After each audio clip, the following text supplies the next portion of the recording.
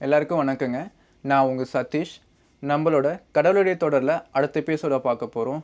இன்றைக்கி நான் சாப்பிட போயிருந்த மதியம் அப்போ கோவாலேருந்து வந்த ஒருத்தரை மீட் பண்ணேன். அவர் இங்கே பேஸ்ட்ரி டிபார்ட்மெண்ட்டில் ஒர்க் பண்ணுறாரு. பேஸ்ட்ரி டிபார்ட்மெண்ட்னா இந்த கேக்லாம் செய்கிற டிபார்ட்மெண்ட் தான் பேஸ்ட்ரி டிபார்ட்மெண்ட்.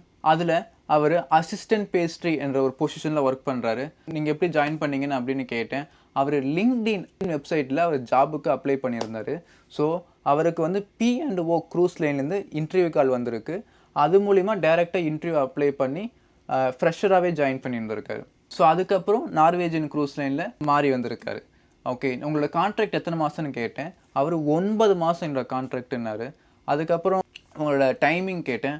எல்லா நாளுமே ஒர்க் இருக்குது, டெய்லியும் 10 ஹவர்ஸ் ஒர்க் இருக்குது. அப்போ உங்கள் ஷிஃப்ட் டைமிங் கேட்டேன். நைட் ஷிஃப்ட் கிடையாது, பட் டே ஷிஃப்ட் தான். 9 மணிலேருந்து 11 மணிக்கு வரைக்கும் வேலை இருக்கும். அதுக்கப்புறம் 2 மணி நேரம் கேப்பு. ஸோ மறுபடியும் 1 மணிலேருந்து 5 மணி வரைக்கும் வேலை இருக்கும். அதுக்கப்புறம் 2 மணி நேரம் கேப்பு.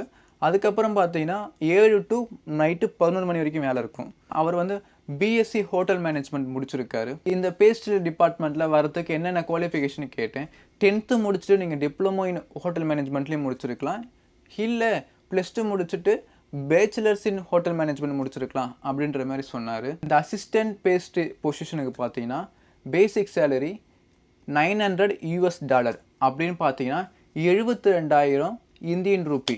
லிங்க்டின் வழியாகவும் ஜாயின் பண்ணலாம். வேறு எப்படிலாம் ஜாயின் பண்ணலான்னு பார்த்தீங்கன்னா கம்பெனி வெப்சைட் போய் ஜாயின் பண்ணலாம்.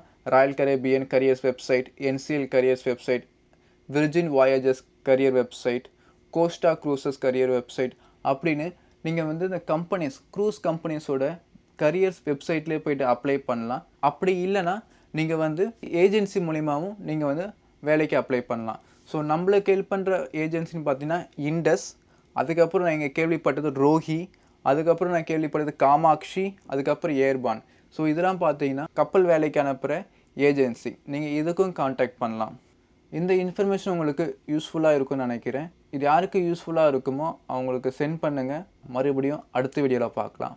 பாய்ங்க.